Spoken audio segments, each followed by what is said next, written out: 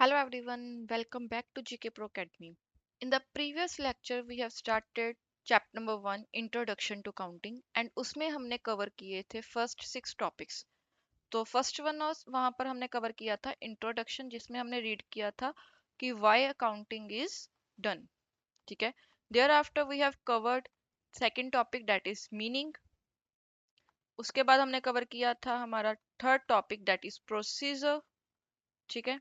Thereafter, we have covered objectives of accounting and then users of financial statements, internal users and external users, and at the end, we have covered limitations.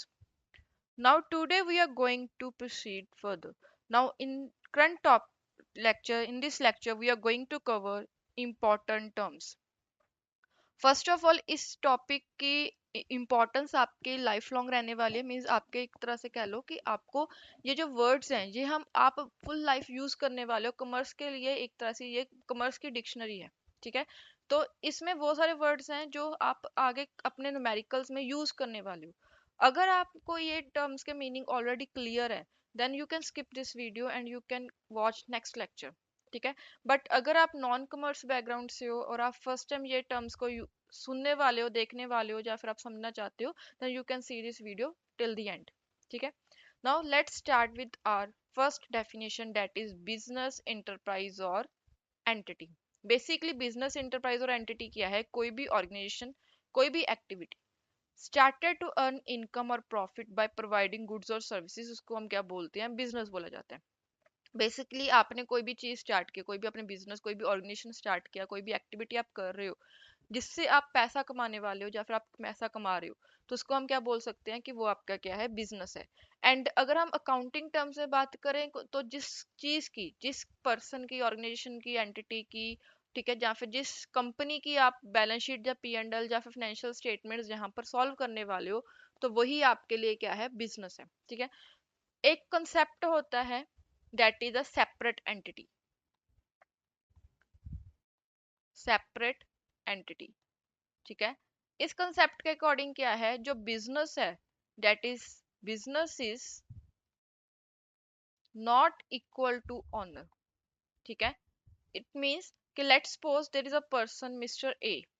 Mister A उन्होंने एक business start किया। ठीक है। उन्होंने एक business start किया, मान लो उन्होंने एक कंपनी बनाई ए लिमिटेड। देन जो उन्होंने बिजनेस स्टार्ट किया ना, उसमें उन्होंने 5 लाख रुपीज अपने इन्वेस्ट किए बिजनेस स्टार्ट करने के लिए। ठीक है। तो यहाँ पर हम जब बिजनेस की बैलेंस शीट बनाएंगे, देन जब हम बिजनेस का रिकॉर्ड लिखेंगे, देन हम यहाँ पर लाइबिलिटी साइड में लिखेंगे कि बिजनेस ने मिस्टर ए को 5 लाख रुपीज देने हैं। एंड जब हम मिस्टर ए की बैलेंस शीट बनाएंगे ना, देन हम यहाँ पर लिखेंगे asset side, because mister A के पास राइट है कि वो बिजनेस से पैसा रिसीव कर सकता है। तो एसेट साइड लिखेंगे कि ए लिमिटेड ने मिस्टर ए को 5 लाख रुपीज देने हैं। ठीक है। तो मिस्टर ए जो कंपनी है, मिस ए लिमिटेड जो कंपनी है उसकी लाइबिलिटी है कि उसने मिस्टर ए को 5 लाख रुपीज रिटर्न करने हैं। तो जो बिजनेस है एंड जो पर्सन है जो उस बिजनेस को चला रहा है, they both are separate from the accounting view point. ठीक है। तो business is treated as a separate entity from its owner. A stationery shop selling notebooks, a coaching institution providing classes is a business, but वहां पर जो owner उस business को चला रहा है and the business itself is a separate legal entity. Clear? Now second is proprietor. Proprietor or owner basically simple पता ही है, who start the business and provide sources like money, capital asset, the owner get profit as well as also bear the losses. ठीक है। तो proprietor कौन है? जो person उस business को स्टार्ट करता है या उसको चला, बेसिकली जो बिजनेस को स्टार्ट करा है उसको हम क्या बोलेंगे? प्रोप्राइटर, जहाँ ओनर बोला जा सकता है। ठीक है। Thereafter third one is capital. Capital is the amount that the owner has invested in the business. Like in this example mister A ने 5 लाख रुपीज क्या किए हैं? इन्वेस्ट किए हैं। तो ये क्या है? बिजनेस के लिए उसकी कैपिटल है। बिजनेस के लिए ये क्या है? कैपिटल है। बिजनेस इसको एज रिकॉर्ड करेगा, नॉट मिस्टर ए। यहाँ पर ये लिखेगा कैपिटल इज 5 लाख रुपीज। जो पैसा बिजनेस में ऑनर ने लगाया है उसको हम क्या बोलेंगे? कैपिटल। ठीक है। नाउ कैपिटल डिफरेंट फॉर्म्स में हो सकता है, कैश हो सकता है, बैंक बैलेंस हो सकता है, गुड्स हो सकती हैं एंड एसेट्स भी हो सकती हैं, ठीक है। Thereafter is the drawing. Drawing is the opposite of capital. जो पैसा बिजनेस में लगाया गया है बाय द ओनर उसको हम क्या बोलते हैं, कैपिटल बोलते हैं। सिमिलरली अगर मिस्टर ए ने बिजनेस में से पैसा लिया अपने पर्सनल एक्सपेंसेस के लिए, मान लो कि उसने अपने घर का इलेक्ट्रिसिटी का बिल पे करना है, ठीक है, इलेक्ट्रिसिटी बिल होम का, तो वो क्या है, उसने बिजनेस में से पैसा निकाला एंड उसने पे किया है, तो बिजनेस में से जितना पैसा वो निकालेगा वो क्या है, ड्राइंग्स है, ठीक है। अगर कोई भी पैसा ओनर निकाल रहा है फॉर द, कोई भी पैसा ओनर निकाल रहा है taken by the owner from the business for personal use, main point यही है कि बिजनेस में से पैसा निकाला फॉर पर्सनल यूज के लिए, उसको हम क्या बोलेंगे, ड्राइंग्स बोलेंगे। Like owner withdraws 5,000 rupees from the bank, business bank account for family expenses के लिए उसने पैसा निकाला, तो वो क्या है, उसकी ड्राइंग्स है 5,000 रुपीज, ठीक है। Drawings is are not the business expense, this is important कि वो पर्सनल एक्सपेंस के लिए जब निकालेगा तभी वो ड्राइंग्स होंगी। अगर बिजनेस में से पैसा यूज कर रहा है बिजनेस एक्सपेंसेस के लिए, वो ड्राइंग नहीं है, वो बिजनेस का एक्सपेंस है, ठीक है। Now next is asset. Assets हमने ऊपर ऑलरेडी कवर कर लिया, एसेट्स एंड लिबिलिटीज हमने कवर किया, जिसमें हमने मेनली ये देखा था कि एसेट्स क्या है, जो भी रिसोर्सेज बिजनेस के पास है जिसको बिजनेस यूज कर सकता है फ्यूचर बेनिफिट्स के लिए, but also which has a monetary value, उसको हम क्या बोलेंगे, एसेट्स बोलेंगे। एंड कोई भी पेमेंट, कोई भी ड्यूज जो बिजनेस रिस्पॉन्सिबल है जिसके लिए टू पे, ठीक है। Obligations of business payable to the outsider, मतलब कि जो भी पैसा बिजनेस ने आउटसाइडर्स को पे करना है वो क्या है, बिजनेस के लिए लाइबिलिटी है। अभी जो एसेट्स एंड लाइबिलिटीज है ना, इसमें दो कैटेगरीज हैं, first one is current, second one is non current. दोनों का कंसेप्ट सेम है, जस्ट याद क्या रखना है कि एसेट में हमने पैसा लेना है और लाइबिलिटी में हमने पैसा देना है। बिजनेस के व्यू पॉइंट से देखें तो एसेट में क्या है, बिजनेस के पास राइट है कि वो पैसा रिसीव कर सकता है, एंड लाइबिलिटी में उसके पास ऑब्लिगेशन है कि उसने पैसा पे करना है। बट एट द एंड जो कंसेप्ट है वो सेम रहने वाला है करंट एंड नॉन करंट का। करंट का मतलब क्या है, जो भी अमाउंट आपने रिसीव करनी है एंड पे करनी है विद इन 1 ईयर, उसको हम क्या बोलेंगे, करंट बोलेंगे। एंड अगर वो अमाउंट आप एक्सपेक्ट कर रहे हो कि आपने आफ्टर 1 ईयर प्रीपे करनी है, then debt become a liability. Now let's take example, आपने कंप्यूटर परचेज किया, ठीक है, आपने कंप्यूटर परचेज किया, आपने फर्नीचर परचेज किया फॉर द बिजनेस, तो वो क्या है, आपकी नॉन करंट एसेट्स हैं, बिकॉज उसका बेनिफिट आप लॉन्ग टाइम पीरियड के लिए लेने वाले हो, विद इन 1 ईयर आप एक्सपेक्ट नहीं कर रहे, आप उसको सेल करने वाले हो, ठीक है। अभी सेम एसेट को हम करंट भी कंसीडर कर सकते हैं, नॉन करंट भी कंसीडर कर सकते हैं, डिपेंड करता है कि आपका बिजनेस का नेचर क्या है। Now let's take an example of a furniture, हम फर्नीचर के एग्जांपल लेते हैं, ठीक है। आपने फर्नीचर परचेज किया, आपका ऑफिस है, ठीक है, आप उसमें आप मान लो कि आपका सीए का ऑफिस है, ठीक है, आपका सीए का ऑफिस है, आपने उसमें ऑफिस में रखने के लिए फर्नीचर परचेज किया है, तो वो फर्नीचर आपके लिए क्या बन जाएगा, नॉन करंट एसेट बन जाएगा, बिकॉज आप एक्सपेक्ट नहीं करोगे कि विद इन 1 ईयर आप उसको सेल आउट करने वाले हो।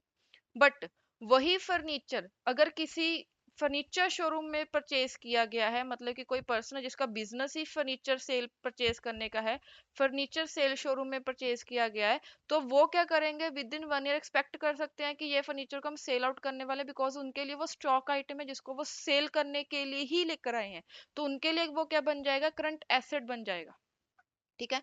तो सेम फर्नीचर जो है वो सीए ऑफिस के लिए नॉन करंट एसेट है, एंड वही फर्नीचर अगर हम फर्नीचर शोरूम के लिए देखें तो वो क्या बन जाएगा, करंट एसेट बन जाएगा, ठीक है। तो दिस इज, यहाँ पर जो मैंने सीए लिखा है ना, इसका मतलब करंट एसेट है, ठीक है। ये शॉर्ट फॉर्म यूज होती है करंट एसेट के लिए, ठीक है। तो आपका फर्नीचर जो है वो आप जो अगर सीए ऑफिस के लिए तो वो नॉन करंट एसेट है, बट वही जो अगर फर्नीचर शोरूम के लिए है तो वो करंट एसेट बन जाएगा, बिकॉज वो इसी पर्पस के लिए उसको लेकर आए हैं कि उन्होंने फर्दर उसको रीसेल करना है, ठीक है। सिमिलरली लाइबिलिटीज में केस में भी यही होता है कि जैसे आपने बैंक लोन लिया, वो मोस्टली 5 ईयर्स का, 3 ईयर्स का, 7 ईयर्स का, 10 ईयर्स का होता है, तो वो क्या है, नॉन करंट लाइबिलिटी है। बट अगर आपने क्रेडिटर्स को पेमेंट करने तो वो करंट लाइबिलिटी है, मीन्स आपने गुड्स परचेज किए एंड आपने उसकी पेमेंट करनी है, तो ऐसा नहीं है कि वो बोलेगा कि आप 3 साल बाद, 5 साल बाद धीरे धीरे करते रहना, वो एक्सपेक्ट करेंगे कि आप विद इन 1 ईयर उसको पेमेंट कर दोगे, ठीक है। तो उसका एक लिमिट पीरियड होता है, क्रेडिट पीरियड होता है कि आपने इतने पीरियड के विद इन उसको पेमेंट करनी है। तो आप वहां पर ये नहीं एक्सपेक्ट करते हैं कि हाँ मुझे अभी मैंने आज गुड्स परचेज किए और मैं नेक्स्ट 10 ईयर्स बाद इसकी पेमेंट कर दूंगा आराम से, वो चीज नहीं होती। तो क्रेडिटर्स क्या है, हमारी करंट लायबिलिटी है, एंड बैंक लोन क्या है, हमारी नॉन करंट लाइबिलिटी है, ठीक है। यहाँ पर कैश, बैंक, डेटर, स्टॉक हमारी करंट है, एंड फर्नीचर, मशीनरी, बिल्डिंग क्या है, नॉन करंट है। But this can become current asset अगर आपका बिजनेस ही इसी चीज का है, ठीक है। Now cash in hand 10,000 asset, computer purchase for office is also है एसेट, बट यहाँ पर कैश इन हैंड क्या है, करंट एसेट है। फर्नीचर और कंप्यूटर परचेज जो किया है वो क्या बन जाएगा, non current asset. Now next is equity. Equity, net worth और ऑनर्स फंड। बेसिकली इक्विटी किसको बोला जाता है, देखो, honours claim on the business assets after paying all the liabilities, it represents what the owner will get if the business is closed, ठीक है। आपकी balance sheet में एसेट्स भी होती हैं, आपकी बैलेंस शीट में liabilities भी होती हैं, आपकी बैलेंस शीट में सब कुछ लाइक कैपिटल भी होता है, ठीक है। तो बेसिकली क्या है, इक्विटी ऑनर्स फंड क्या होता है, जितने भी आपके पास एसेट्स हैं, ठीक है, जितने भी आपके पास एसेट्स हैं उसमें से आप क्या करोगे, अपनी लाइबिलिटीज को माइनस करोगे, देन आपके पास क्या आ जाएगी, इक्विटी आ जाएगी, ठीक है। This may be equal to the capital, may be, उसके कुछ एक्सेप्शंस हैं भी, कभी ये कैपिटल नहीं होती, बट आप मान सकते हो कि asset minus liability is equal to capital और द इक्विटी, ठीक है। Now let's take an example, इसका आप फॉर्मूला याद रख सकते हो, equity is equal to asset minus liability. Basically जब बिजनेस क्लोज होता है तो जितनी भी बिजनेस के पास एसेट्स हैं वो क्या करेगा, मान लो आपकी ये बैलेंस शीट है, ठीक है, आपके पास जहाँ पर नॉन करंट एसेट्स हैं, आपके जहाँ पर आपके पास करंट एसेट्स हैं, एंड उसकी वैल्यू आपके पास 5 लाख रुपीज है, ठीक है। और यहाँ पर आपकी नॉन करंट लाइबिलिटीज हैं एंड करंट लाइबिलिटीज हैं, दोनों का मिलाकर आपके पास 2 लाख रुपया आपने लोगों को पे करना है, 5 लाख रुपया उनसे रिसीव करना है। तो आपका कितना पैसा आपके पास एक्स्ट्रा रिसीव होगा, 3 लाख रुपए। तो 3 लाख क्या है आपके लिए, इक्विटी है, बिकॉज अगर आप बिजनेस आज बंद कर देते हो तो आपको 3 लाख रुपया एक्स्ट्रा रिसीव हो जाएगा, जो आपके हाथ में ही रहने वाला, उसको आपको किसी को देना नहीं है, ठीक है। तो this is the equity. Now next is goods. Goods हमने ऊपर ऑलरेडी कवर किया था, that's goods are the items purchased for resale और manufacturing finished products. Basically goods में हम दो चीजें लेते हैं, कोई भी चीज हमने रीसेल करने के लिए परचेज की है या फिर एज अ रॉ मटेरियल उसको परचेज किया। फॉर मैन्युफैक्चरिंग फिनिश्ड प्रोडक्ट्स का मतलब क्या है कि उसको हमने as a raw material purchase किया जिसको हम फिनिश्ड प्रोडक्ट बनाने के लिए यूज करने वाले हैं, ठीक है। तो कोई भी चीज आपने परचेज किया, कोई भी आइटम परचेज किया, दैट इज फॉर रीसेल, और as a raw material that is the goods. Like a cloth shop purchases shirts for resale, these shirts are the goods, right? Goods does not include office asset like computer or furniture. ठीक है, this is important कि goods अगर हम बोल रहे हैं, goods में दो ही चीजें आ सकती हैं, या फिर आपकी ट्रेडिंग गुड्स हो जिसको आप गुड्स को फर्दर रीसेल करने वाले हो, या फिर वो रॉ मटेरियल हो, ठीक है। अगर आपने कोई फर्नीचर परचेज किया उसको हम गुड्स नहीं बोलेंगे, उसको हम क्या बोलेंगे, अगर आपने कोई फर्नीचर परचेज किया है that is not a goods, ठीक है। Furniture is not a good, it's a asset, ठीक है। परचेजेस, परचेजेस का मतलब क्या है, basically the term used buying of the goods for resale और मैन्युफैक्चरिंग। जब आपने जो आप गुड्स, ये वाले गुड्स है ना, जब इसको आप परचेज करते हो तो इसको हम क्या बोलते हैं, परचेजेस, ठीक है। इसको हम क्या बोलते हैं, परचेजेस। जब आप इसको गुड्स को परचेज करते हो, नॉट फर्नीचर। फर्नीचर के केस में हम एसेट ही रिकॉर्ड करते हैं, ठीक है। गुड्स के केस में जब आप गुड्स को बाय कर रहे हो ना, buying of the goods for resale और मैन्युफैक्चरिंग, उसको हम क्या बोलेंगे, परचेजेस बोलेंगे। जब आप गुड्स को बाय करते हो then that's a purchase.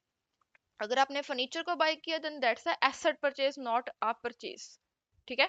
This is a important point, आपके समझने के लिए जरूरी है कि गुड्स और परचेजेस दो टर्म्स हैं एंड दोनों का मतलब क्या है। Let's take a simple example कि आपने, आपका टेलर का बिजनेस है, ठीक है, आप टेलर हो, आपका टेलर का बिजनेस है, एंड आपने क्या किया, क्लोथ परचेज किया है।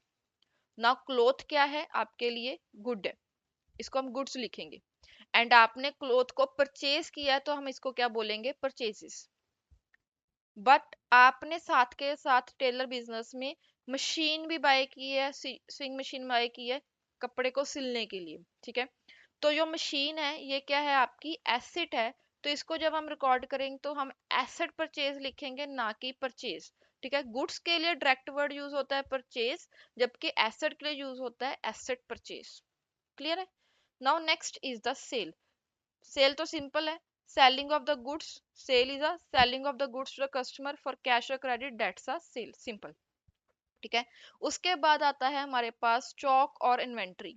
Stock refers to unsold stock goods laying in the business at a particular date. Like हमने जो एग्जांपल नंबर 1 पिछले क्वेश्चन में सॉल्व किया था, जिसमें हमने देखा था कि हमने परचेजेस किए थे 1,15,000 के, एंड उसमें से हमारे पास अनसोल्ड स्टॉक पड़ा था जिसको हमने क्लोजिंग स्टॉक लिखा था, कि वो हमारे पास 15,000 का पड़ा था। लास्ट वीडियो में हमने ये कवर किया था, ठीक है।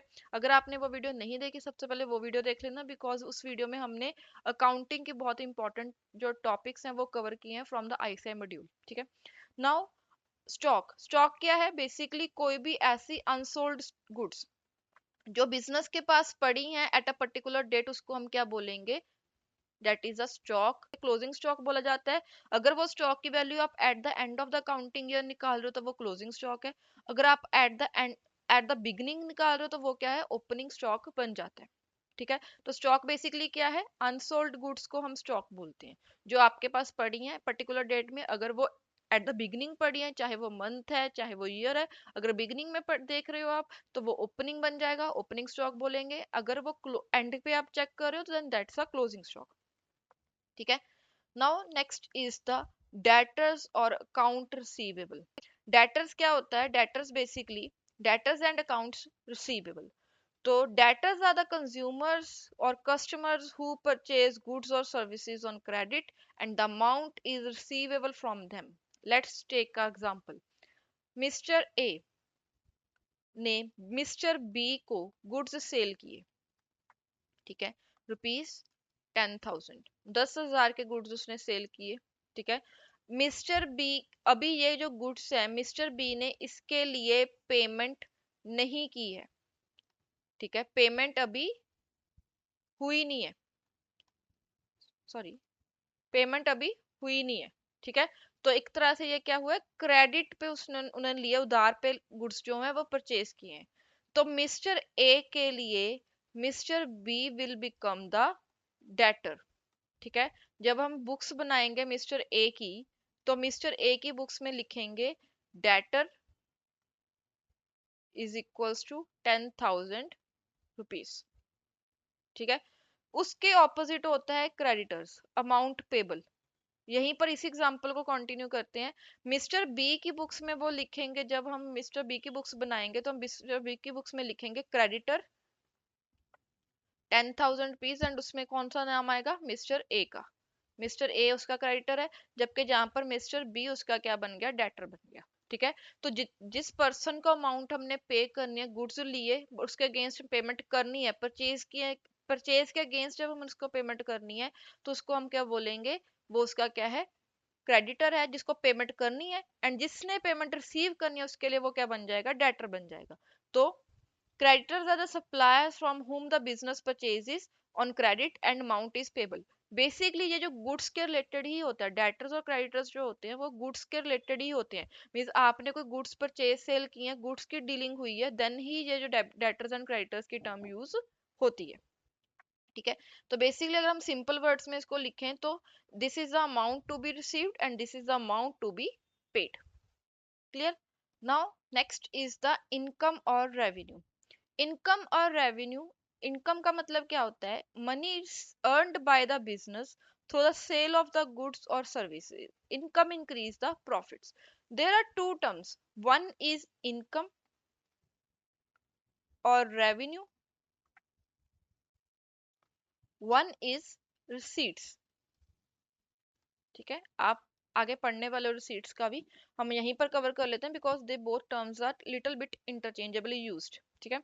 नाउ इनकम और रेवेन्यू का मतलब क्या है, जो पैसा आपने अर्न किया है, बेसिकली आपकी अर्निंग्स फ्रॉम सेल, ठीक है, आपने गुड्स सेल किए, उससे आपको जो अर्निंग्स आई हैं उसको हम क्या बोलेंगे, उससे जो आपको पैसा रिसीव हुआ है उसको आप बोलेंगे इनकम और रेवेन्यू। आपको बिजनेस में जितना भी पैसा रिसीव हुआ है, all the receipts, all of the earnings, उसको हम रिसीट्स बोलते हैं। Let's take an example. ठीक है, आपने गुड्स सेल किए, उससे पैसा आया, दैट इज इनकम। ठीक है, आपने एसेट सेल किया, आपके पास बिल्डिंग पड़ी थी काफी टाइम पुरानी, आपने उसको क्या कर दिया, सेल कर दिया, दैट्स अ रिसीट। बट इसको भी हम इनकम प्लस रिसीट में डाल सकते हैं। मीन्स रिसीट मतलब क्या है, रिसीट के दो टाइप्स हैं बेसिकली, अगर हम देखें ना तो रिसीट्स क्या है, रिसीट्स दो तरह की होती हैं। Receipts are of two types. Receipts दो तरह की होती हैं, एक होती है रेवेन्यू रिसीट, एक होती है कैपिटल रिसीट। ठीक है, तो अगर आपने सेल से आपको पैसा आता है तो आप उसको रेवेन्यू रिसीट, इनकम कुछ भी बोल सकते हो। ठीक है, बट अगर आपको कैपिटल, आप कैपिटल रिसीट कब बोलोगे, जब आपने एसेट सेल की है एंड उससे आपको पैसा आया। ठीक है, ये जो रेवेन्यू रिसीट है that will become the part of P and L, इसी को हम क्या बोलते हैं, इसी को हम बोलते हैं इनकम और रेवेन्यू। ठीक है, तो रिसीट्स की दो टाइप्स हैं बेसिकली, जो इनकम और रेवेन्यू है ना, that is one part of receipt, that is one part of receipt. Second part is capital receipt. ठीक है, तो इनकम क्या है, income is a money earned, और money earned by the business through sale of goods और services. आपने sale करके जो पैसा लिया है उसको हम इनकम बोलते हैं। उसके बिना हमारे पास अदर टाइप क्या होती है, कैपिटल सीट होती है, जिसमें हम एसेट को सेल करते हैं, that become the capital receipt, वो इनकम नहीं बोला जाता उसको। ठीक है, income covers only the sale of goods और सर्विसेज। ट्यूशन फीस रिसीव हुई है, आपने सर्विस दिया, ट्यूशन पढ़ाने की सर्विस दी और उससे आपको पैसा मिला है, आपने गुड्स सेल किए फॉर प्रॉफिट, वो आपकी क्या है, इनकम का पार्ट है। ठीक है, this is the operating income, इसको ऑपरेटिंग इनकम बोलते हैं, एंड ये मेन बिजनेस की इनकम होती है। इसके बिना अदर इनकम क्या होती है, इंटरेस्ट रिसीव्ड, कमीशन रिसीव्ड, ये सारी इनकम के पार्ट है। ठीक है, एसेट सेल करके जो पैसा आया उसको हम कैपिटल बोलेंगे। एसेट के बिना आपने कोई भी सर्विसेज दिए हैं, आपने कोई गुड्स दिए हैं, उसको हम जब उससे पैसा रिसीव करते हैं तो वो इनकम होती है। Now income has two parts, one is operating income, second is the other income. Operating income same वही, जो आपने सेल करके पैसा लिया है ना, that is the operating income. And उसके बिना आपको इंटरेस्ट रिसीव हुआ, आपने बैंक में आपके ऑलरेडी करंट अकाउंट में बहुत सारा पैसा था, उससे आपको इंटरेस्ट रिसीव हुआ, आपने कोई कमीशन सर्विसेज दी है, आपको कमीशन रिसीव हुआ किसी चीज से, तो वो आपकी अदर इनकम का पार्ट बन जाएगा। बट वो कैपिटल नहीं है। कैपिटल मतलब कि जब आप नॉन करंट एसेट्स में डील कर रहे हो, उसको सेल आउट कर रहे हो, that is a capital receipt. ठीक है, now next is the expenditure, expense sorry. Expenses क्या होते हैं, expenses are cost income to run the business और अर्न इनकम। इनकम अर्न करने के लिए या बिजनेस को रन करने के लिए जो आप खर्चा करते हो ना, दैट इज द एक्सपेंस। ठीक है, expense like rent, salary, electricity, travelling, advertisement, ये सारे क्या है, एक्सपेंसेस हैं। Expenses benefit the current accounting period only. ठीक है, एक टर्म होती है, now let's discuss.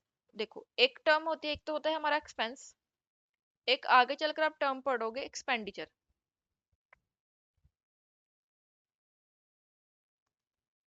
Mostly persons क्या करते हैं, इन दोनों टर्म्स को ना इंटरचेंजेबली यूज कर लेते हैं, एक्सपेंस और एक्सपेंडिचर को। बट एक्सपेंस और एक्सपेंडिचर में वही डिफरेंस है जो current and non current assets और लिबिलिटीज में है।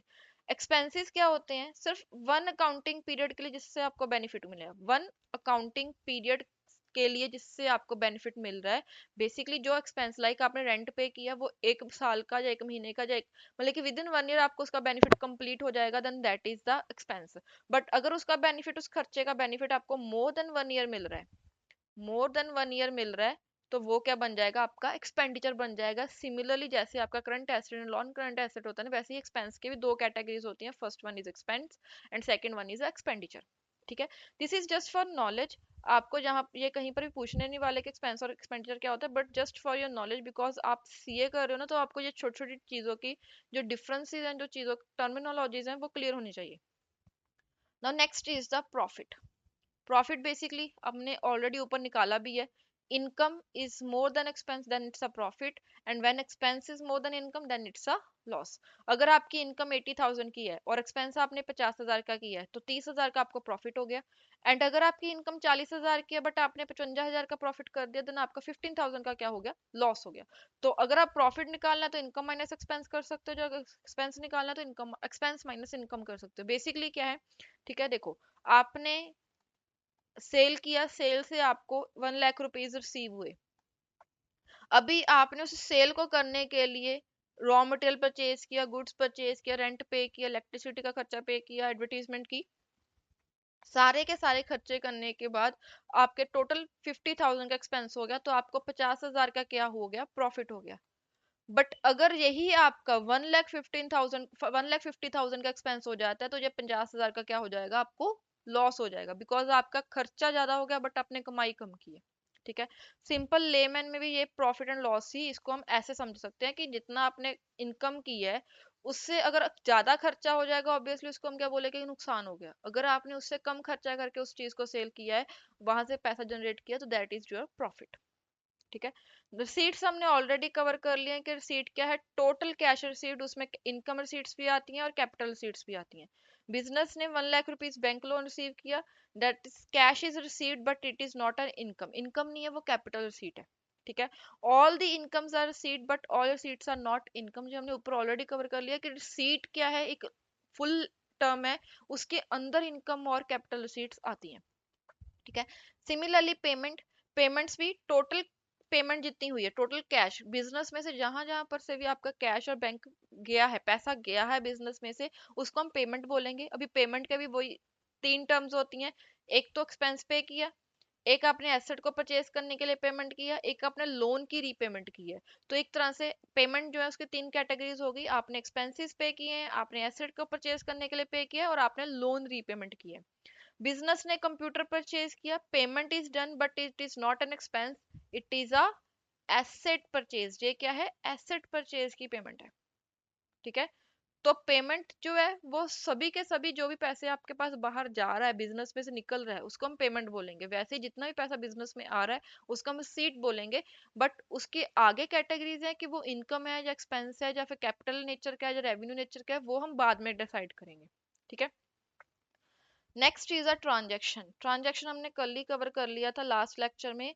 डेट ट्रांजेक्शन क्या होता है, कोई भी बिजनेस एक्टिविटी जिसका कोई फाइनेंशियल वैल्यू है एंड वो बिजनेस को अफेक्ट कर रहा है। ठीक है, ट्रांजेक्शन दो तरह के होते हैं, कैश ट्रांजेक्शन, क्रेडिट ट्रांजेक्शन। अगर आपने कोई भी ट्रांजेक्शन की है, ठीक है, उसमें आपका इमिडिएटली मनी का एक्सचेंज हो चुका है, लाइक आपने कोई गुड्स सेल किए हैं, आपने इमिडिएटली उसकी पेमेंट रिसीव कर ली है, एंड अगर आपने गुड्स परचेज किए हैं देन आपने इमिडिएटली उसकी पेमेंट कर दी है, then that's a cash transaction. अगर वो ट्रांजेक्शन क्रेडिट है तो वहां पर हमारा रोल आ जाएगा डेटर और क्रेडिटर का। ठीक है, डेटर और क्रेडिटर हो गए। ठीक है, liability, current asset, current liability, और non current asset, non current liability, ये सारी टर्म्स क्रेडिट ट्रांजेक्शन के केस में जनरेट होती हैं। ठीक है, paid rent, purchase goods, sold goods, received commission, ये सारी क्या है, ट्रांजेक्शन्स हैं। अभी ये कैश में भी हो सकती हैं और क्रेडिट पे भी हो सकती हैं, इसका आउटस्टैंडिंग बैलेंस भी हो सकता है और इमीडिएटली पेमेंट भी हो चुकी हो सकती है। Now next is the voucher. Voucher किसको बोलते हैं, basically written proof of the transaction को वॉचर बोला जाता है।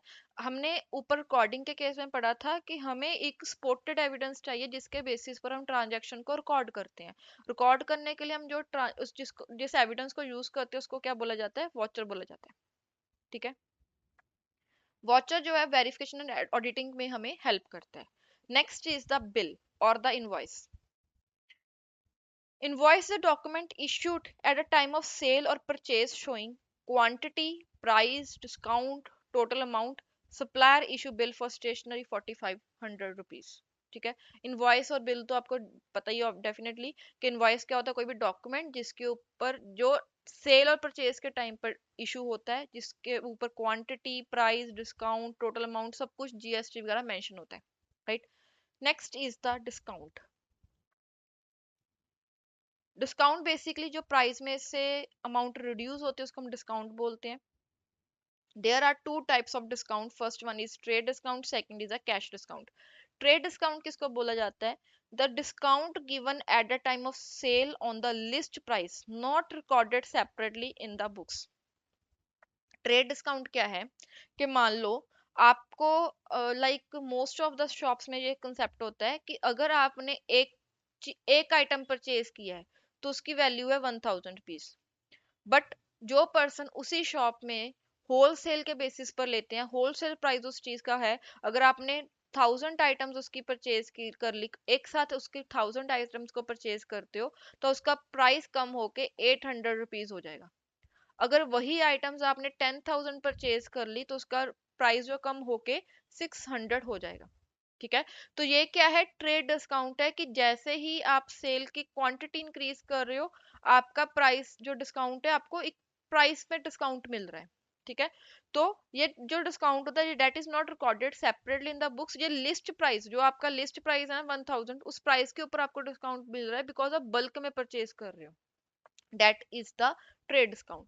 कैश डिस्काउंट क्या होता है? Cash discount is allowed for early और quick payment records in the books. If the payment is made within 10 days then discounted at 2%। ठीक है, लाइक अगर आप Amazon पे या कोई भी ऑनलाइन प्लेटफॉर्म के ऊपर परचेज करते हो तो वहां पर सेल्स निकलती हैं कि अगर आप जैसे अभी दिवाली ऑफर होती है या फिर न्यू ईयर ऑफर होती है जिसमें वो सेल लगाते हैं।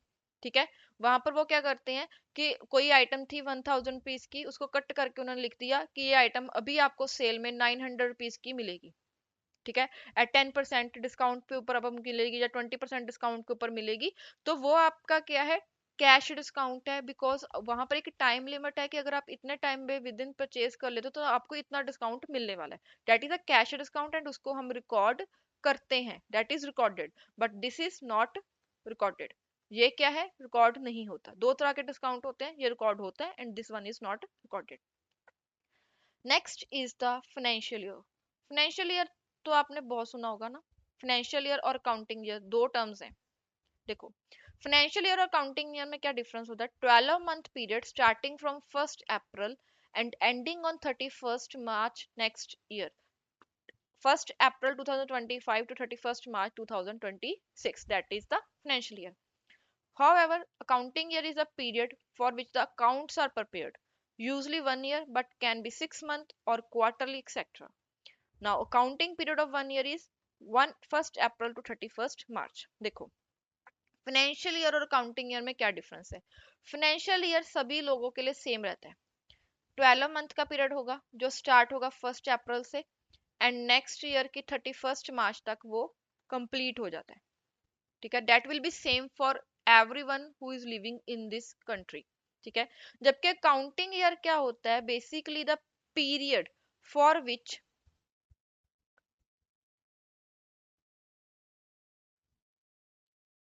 Accounts are prepared, accounts are prepared. ठीक है, जिस पीरियड के लिए आप अकाउंट्स बना रहे हैं, अभी आप क्वार्टरली अकाउंट्स बना रहे हैं, 1 मंथ अकाउंट्स बना रहे हैं, 3 मंथ बना रहे हो, या फिर आप 1 ईयर के बना रहे हो, 6 मंथ के बना रहे हो, तो जो भी पीरियड के लिए आप अकाउंट्स बना रहे हो उसको हम अकाउंटिंग पीरियड बोलते हैं, अकाउंटिंग ईयर बोलते हैं। एंड जो फाइनेंशियल ईयर है वो हमेशा 12 मंथ का ही रहता है फॉर एवरीवन। ठीक है, and last one is entry, recording of a transaction in the books called the entry.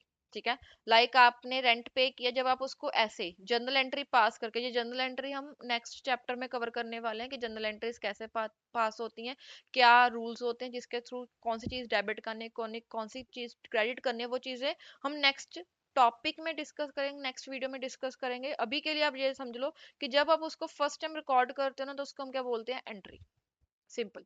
ठीक है, तो that's all for today. In this video we have covered important terms and पिछली video में हमने बाकी के जो इंपॉर्टेंट टॉपिक्स थे चैप्टर नंबर 1 के वो हमने कवर कर लिए। आई होप आपको ये सारी की सारी टर्म्स क्लियर हो, बिकॉज ये नेक्स्ट जो भी अपने चैप्टर्स आने वाले हैं उसमें हम ये टर्म्स को बहुत ही फ्रीक्वेंटली यूज करने वाले हैं, तो ये टर्म्स का क्लियर होना बहुत जरूरी है। तो thank you for watching this lecture and I hope आप रिवीजन साथ के साथ कर रहे हो। अगर कोई डाउट है तो please comment in the comment section and thanks for watching and please keep revising. Thank you.